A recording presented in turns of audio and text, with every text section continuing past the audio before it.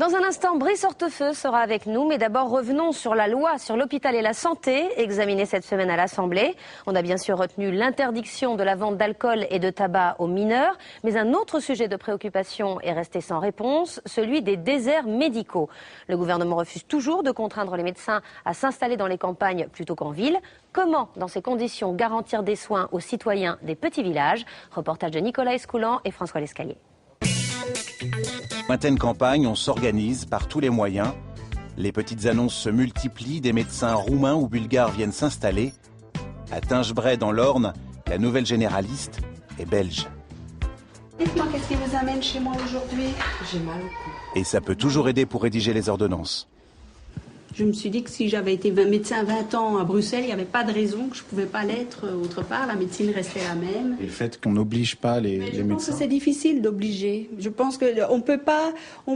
J'ai difficile à concevoir qu'on oblige un médecin à aller s'installer quelque part, parce que s'il n'est pas heureux, il ne va pas faire de la bonne médecine.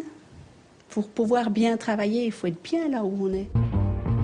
Et quand on ne peut pas contraindre, on incite. Bonjour monsieur. À Tingebray, le maire prépare l'avenir en finançant une partie des études de médecine d'un jeune de la région. Donc c'est un contrat, en bonne et due forme. Voilà. On lui accorde une bourse de 300 € par mois pour 3e et 4e année d'études, et ensuite de 1 000 € par mois pour les 5e et 6e années. Un investissement de 32 000 € sur 4 ans. Est-ce que c'est à une commune de payer les études en médecine d'un jeune? Non, c'est vrai que logiquement, ça serait plutôt à l'État d'assurer une présence médicale en milieu rural. Mais une fois qu'on a dit ça, il faut quand même trouver des solutions.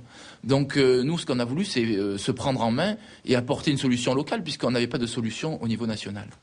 Des bourses d'études financées par les collectivités locales, une idée venue de la base qui a fini par inspirer les députés. La loi va en généraliser le principe dès la prochaine rentrée.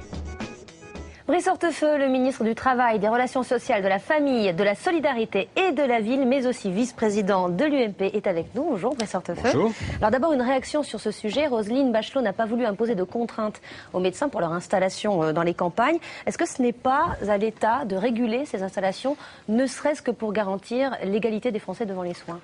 Bon, c'est un sujet très important. Je suis d'ailleurs directement concerné puisque je suis auvergnat. Vous avez beaucoup de campagnes, beaucoup de déserts médicaux. Et voilà, vous avez une donnée chiffrée qui est très simple, de manière à ce qu'on comprenne bien la question.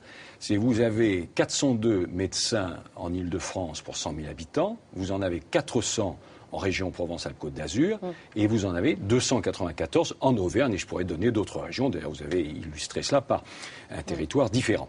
Et donc, ça veut dire qu'il y a une difficulté, ça veut dire qu'il y a un défi, ça veut dire qu'il y a un problème. Qu'est-ce qu'il faut faire? Il faut, en réalité, tout mettre en œuvre pour que la démarche soit la plus volontaire possible. Et il y a plusieurs pistes qui sont lancées. Il y a la suppression, par exemple, l'évolution du numerus clausus. Vous savez, c'est une règle qui limitait le nombre de médecins chaque année. Il y a plus de médecins qui montent en ville à la fois. C'est ce qui est l'idée. On en est aujourd'hui à 7100 médecins. Et en réalité, on va monter dans les années 2011-2012 à 8000. Mais s'ils ne viennent pas dans les déserts médicaux, est-ce qu'il ne faut pas leur imposer? Alors, il y a d'autres possibilités. Il y a la question d'une bourse pendant les études. Et d'ailleurs, l'initiative du maire, sympathique d'ailleurs, est une initiative intéressante, mais ça peut être dans le cadre